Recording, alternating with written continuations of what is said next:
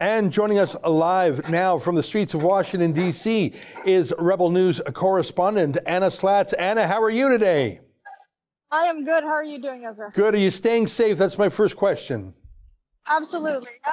Right now, the protests, which you can see, I'm following them here, very peaceful, led by Black Lives Matter. Nobody's gotten hurt. Nobody's gotten into an altercation. They tried to get into the White House through a different route, but the police have already blocked that off. So they're moving again towards their original destination. Now, this is quite a difference from last night. I saw your video footage. Arson, smashing, people throwing things at cops. What was it like last night? Tell us, and was it a different group of people last night? So last night, yeah, there was lots of destruction. There was a ton of arson. Trees were being ripped out of the street on the sidewalk and being thrown into a massive bonfire they had outside of Lafayette Park, outside the White House. There was a ton of property destruction, especially of government buildings, but a church also was lit on fire. I found this out in a separate location. There were stones being thrown through private businesses. There was, I believe, a little bit of looting. And it was a different group of people, absolutely. When the Antifa Black Bloc showed up, and I caught them on film, they were the ones who were perpetrating the majority of the damage. The Black Lives Matter protesters were actually telling them to stop, and they were not listening. They were hurling bottles at police, beating up police cars, things like this. That's just not something that was happening when BLM was controlling the protest. So you're distinguishing between peaceful political protests, led in particular by Black Lives Matter, and violent professional protesters led by Antifa. Is that correct? Is there a distinction? I believe there is. I mean, we all have a right to protest. We all have a right to dissent against the government. That's democracy, right? Right. But these Antifa who came in, and it was almost like you could tell the time. It was around 10 p.m. And suddenly you had all these white kids lighting fires, setting White House lawn equipment on fire, throwing things at the police. And you had these black protesters saying, stop it, don't do that.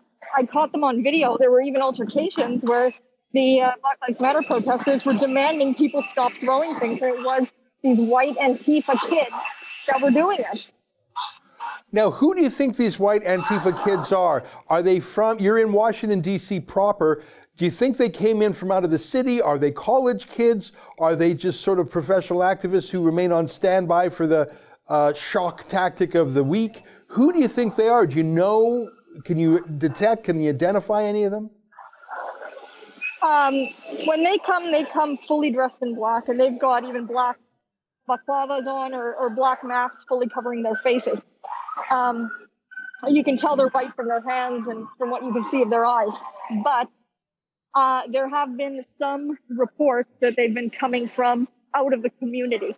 Yesterday, a Black Lives Matter leader stopped early in the day to tell people, don't loot. This is our community. This is our kids' future. This is their inheritance. It was a really beautiful speech he gave. And he said, don't loot. Don't destroy things. This isn't what we're here for. Do you think those protesters, those Antifa, or those rioters, I should call them, care about the community? And if they don't, it means they're probably not from the community. Right.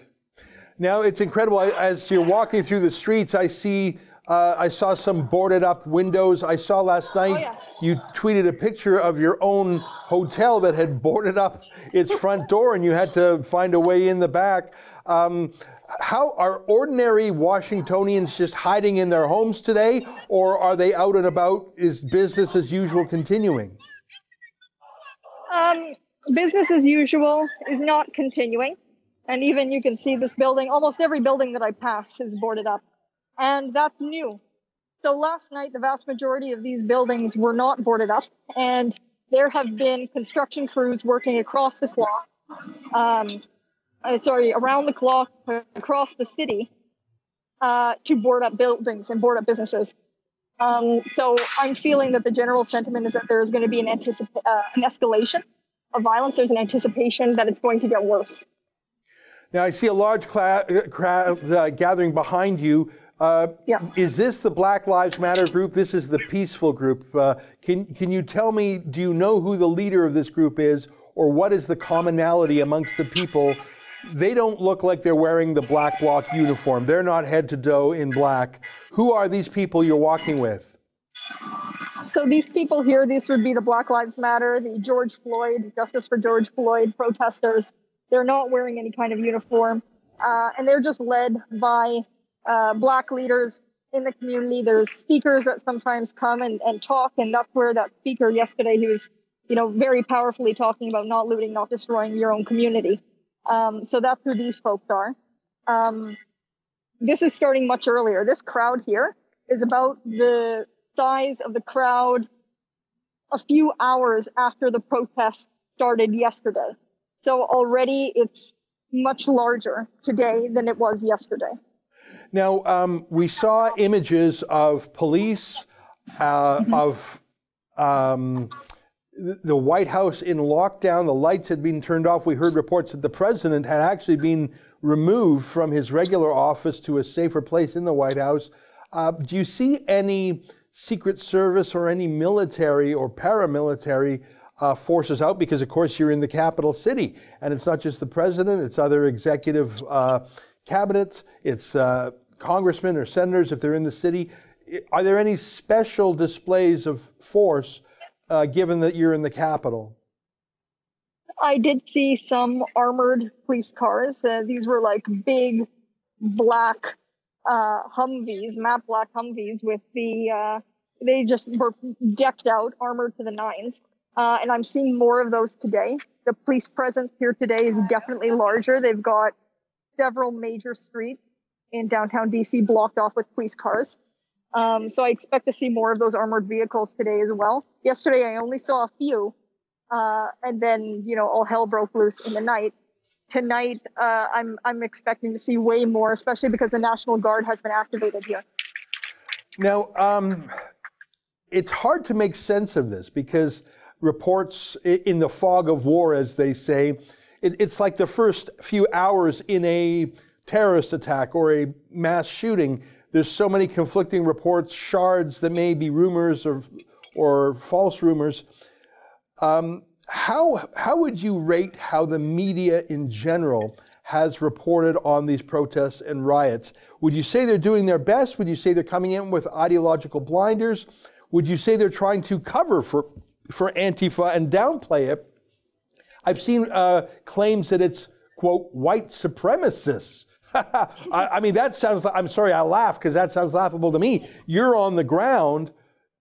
Why don't you, how's the media coverage? And is it this strange theory, strange to me, that these are all secret right-wingers and white supremacists? Help me make sense of what I'm seeing on CNN and on Twitter.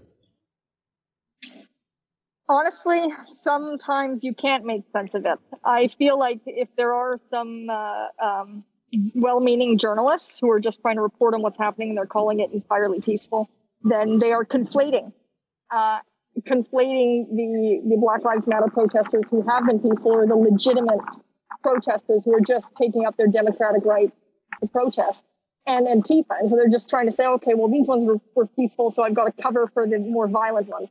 I don't have to do that. I can see a very clear distinction because I'm here, I'm on the ground, I've been on the ground, right inside of it. So I've been able to see where the clear political divide here and where the clear ideological divide between destroy the community and please do not destroy the community is. So I don't need to do these sort of mental gymnastics to justify everything. Not everything can be justified. And the Black Lives Matter protesters are putting that very eloquently in telling people not to destroy, not to loot, and so on and so forth. Haven't seen any white supremacists. I'll keep my eye out. Certainly yesterday there was a boy who was within the crowd and he got pretty ruthlessly attacked. He had an American flag that was taken from him and people were claiming that he was an undercover cop. Now to me, he looked way too young to be like a seasoned police officer who would be put undercover. So it's entirely possible they had thought he was I don't know. They had thought he was a white supremacist or something like that, which would only, and he could have been, I do not know the person. Yeah. I was just filming when this was happening. It was quite dramatic, him getting attacked by multiple people and having his flag stolen. The flag was later burned. But that would sort of challenge the narrative that they're all white supremacists here because they're attacking anybody who they think is a white supremacist. Yeah, and frankly, having an American flag in America isn't exactly proof of anything, other than perhaps you support in general the system, which I suppose some people here might oppose by nature. Now, let me make one remark. Well, it's sort of interesting, I do have to say, because some of the Black Lives Matter protesters had American flags that they were holding, and they had, also the American flag done in the style of, Black solidarity, kind of like the thin blue line, where it's like a more colorful version of the American flag that's meant to represent something. But they also had American flag. So it's really interesting to me that one from that guy set them off. Huh. Well, that's thank you for that observation. Now, one thing I observe is what a gorgeous day it is. Just gorgeous spring day, beautiful skies. I don't know the weather out there, but it looks like a great spring day, almost summer weather. I've got to think that if people have been cooped up in their houses and apartments for 2 months, told they can't go out, told they can't socialize with humans, and this is out and about, that it's actually very compelling for anyone to say, I want some exercise, I want to see people, I want to march. If I get into some fisticuffs, I could use some physicality in my life. I want to do something. It seems to me, you coop up anyone for 2 months, they're going to be anxious to get out, and the timing here is just a fit for that physical and psychological release. I'm not saying that's all it is. I'm saying that it was like dry tinder for this. What do you think of that little hypothesis? I would agree, because I definitely think that some of the folks who are just sort of following around the protesters or biking around them and such, they don't have anything to do with the protest. It's just people being out. I would definitely agree that, you've got people who are kept inside their homes. You're going to get an increasing level of frustration in the same way that we've got an increasing level of mental health issues that are popping up. More depression, more suicides, more suicide attempts, more domestic violence, more addictions. I just read that there were significantly more drug overdoses during the COVID lockdown period. So, it would only make sense that there's also going to be more tension, more political tension, more ideological tension, and that's going to come out at some point, right? Yeah. Well, Anna, I am so grateful for your coverage. Very, very courageous coverage. As I've said to you privately, it's very important to me that you stay safe. And I know you have a lot of street sense and a lot of common sense, but there's no story worth getting injured over. So please do take care of yourself. Where can we find your compilation of videos? I follow you on Twitter, and I would recommend everyone do so. Have we put together a compilation page where we're going to have your various videos for the next few days?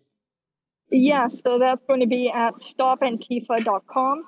And that is a part of the Rebel News, and I'm going to be putting up all of my videos there, my commentary, my compilations, and any write-ups that I have on the things that happen. Last night was just night number 1, and everybody here is anticipating an escalation, a pretty serious one. So we're going to see what happens. I'm going to be out here reporting for you guys to let you know what the situation is. Well, thank you for doing that. The website is stopantifa.com. And we are going to ask for people to help chip in, because we've covered your flight and hotel and all your expenses. And if there are security requests that you and I have spoken privately about, we're just a text or a phone call away. It's very important, your safety to us, but it's also important for us to get the facts from the ground. We're very proud of you, Anna, and we think you've done great reporting already, and we look forward to following the rest of it. All right. Thank you very much, Ezra. Have a great day. All right. You too. Thank you. That's Anna Slatz, a new contributor to Rebel News on the ground in Washington, D.C. You can see a compilation of her videos at Stop Antifa. I say Stop Antifa. I'm not sure the best way to pronounce it. StopAntifa.com. And if you want to chip in to help cover her flight and accommodation and other things, you can do so there. That's an excerpt from my daily show, the Ezra Levant Show. Every day I do a monologue on the news of the day, then I interview an interesting guest, and then I read my hate mail. You gotta subscribe. Go to rebelnews.com.